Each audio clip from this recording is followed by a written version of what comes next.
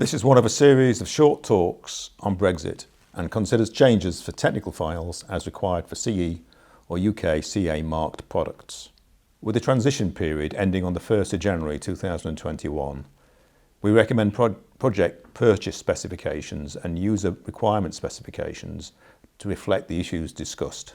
But first, before we get into detail, as always, let's make it clear what we are not talking about.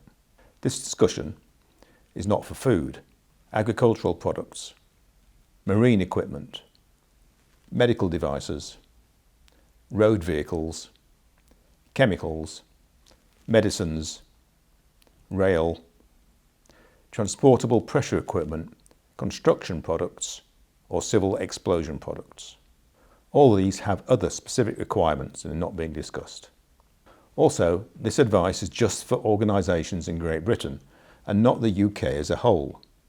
That is, not for organisations in Northern Ireland. Northern Ireland is a special case and needs to be commented on separately.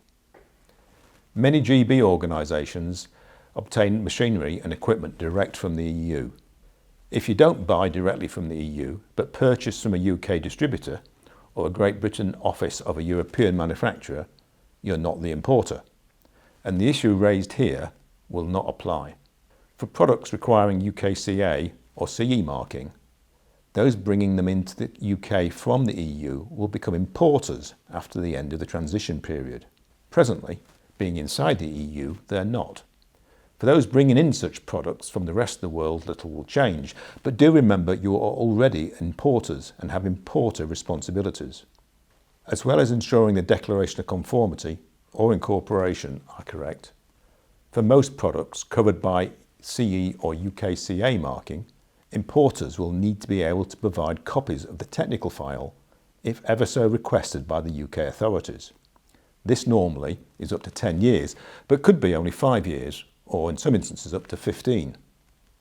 The requirements for importers to be able to supply technical files are for products covered by the electrical equipment safety regulations, the pressure equipment safety regulations, equipment and protective systems for use in potentially explosive atmospheres, the electromagnetic compatibility regulations, the lift regulations, the radio equipment regulations, and a few other recently updated ones. This doesn't presently apply to machinery, although at some time in the future this may well change.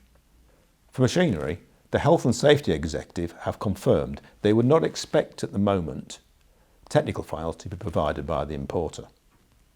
The EU Machinery Directive is under review and is likely to be updated in the same way as the other newer directives. It is certainly possible that GB regulations will align with such changes. No matter what Great Britain does, regulations in Northern Ireland are expected to continue in step with the EU's. In practice, for non-machinery equipment, importers need to be able to supply an actual copy of the technical file, if ever so asked. Best practice might suggest that machinery importers should also do the same. It should also be noted that for many machines, they also fall under other regulations, e.g. the electromagnetic compatibility regulations.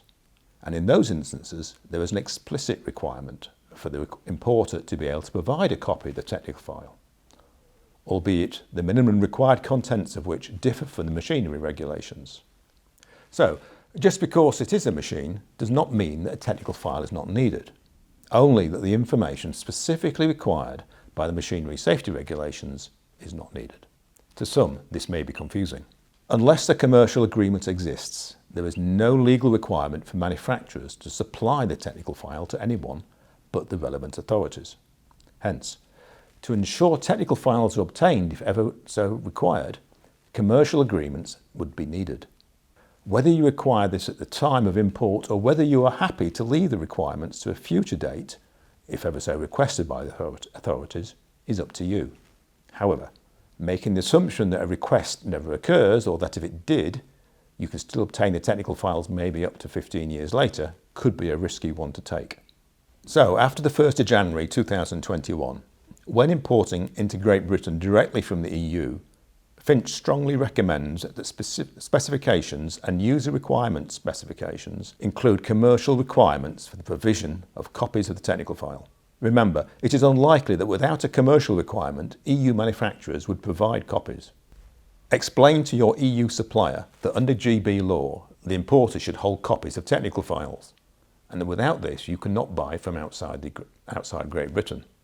The legal requirement does not presently apply to machinery, but good practice would be to follow the same approach. To repeat, if you do buy from a GB distributor or via a GB office of a European manufacturer, you are not the importer, and these requirements apply to them, not to you.